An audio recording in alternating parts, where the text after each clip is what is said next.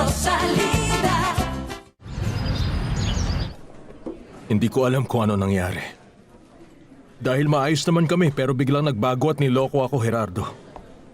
Niloko niya talaga ako. Mga taksil sila. Tigilan mo na ang pag-inom. Pabayaan mo nga ako. Nasasaktan talaga ako, Gerardo. Pangalawang pagkabigo ko na to sa pag-ibig. Una, si Rosalinda. Sobrang sakit dahil nabaliw siya tapos namatay. Tapos nakilala ko si Paloma at sobra ko siyang minahal. Pinaglaban ko dahil akala ko ayos na. Pero iniwan niya ako. Hindi ko masabi kung anong mas masakit. Oo, namatay si Rosalinda. Pero ito, parang mas masakit na ipagpalit. Tama na yan, Fernando Jose. Tigil mo na yan. Yung anak ko, Gerardo. Iniwan ko ang anak ko para sa kanya. Lumayo ako sa anak ko para kay Paloma. Tapos siya, iniwan niya ako at umalis. Mag-isa na lang ako ngayon, Gerardo. Wala akong kwenta. Hindi totoo ang sinasabi mo, Fernando Jose.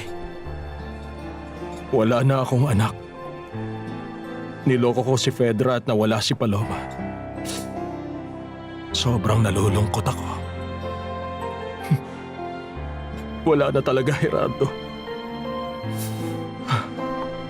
Wala kahit sino. Pati ang anak ko. Pati anak ko.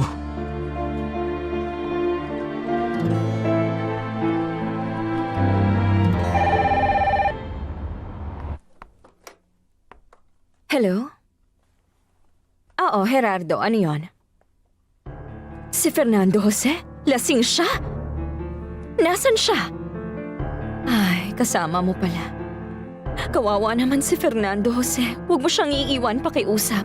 Samahan mo muna siya. Tignan ko kung anong magagawa ko. Sige, mamaya na lang.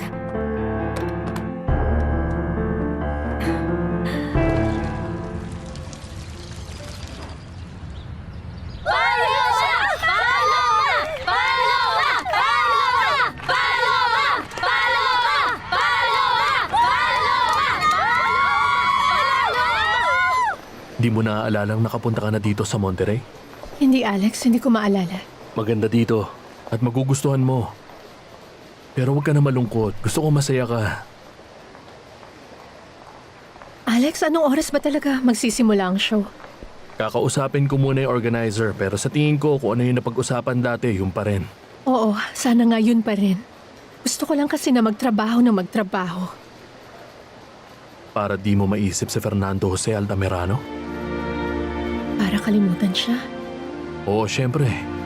Yun ang pinakagusto ko, na makalimutan mo siya at ako na lang ang nasa isip mo. Nakikiusap ako sa'yo. Huwag mo na siyang ipaalala kung ganun. Sige, magpa-register na tayo. Si Paloma Durantes umalis na ng Mexico kasama yung manager niya. Talaga ba? Sana sa pag-alis niya, hindi na sana siya ulit manggulo sa ating lahat. Walang paliwanag at saka hindi man lang siya nagpaalam sa akin. Sigurado akong mahal ako ni Fernando Jose. Hindi ka niya mahal, Paloma. Ito na ang panahon para tanggapin mo ang lahat sa sarili mo. Hindi ka mahalaga sa kanya. Makikita mo, masasaktan ka lang.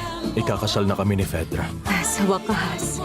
Salamat sa Diyos kasi mahal na mahal talaga ako ni Fedra. Sa tingin mo ba papayag si Fernando Jose na ikasal kayo sa simbahan? Ay, oo naman. Sigurado yan. Nakuha mo na rin yung gusto mo. Sa wakas, nakuha ko na. Rosalinda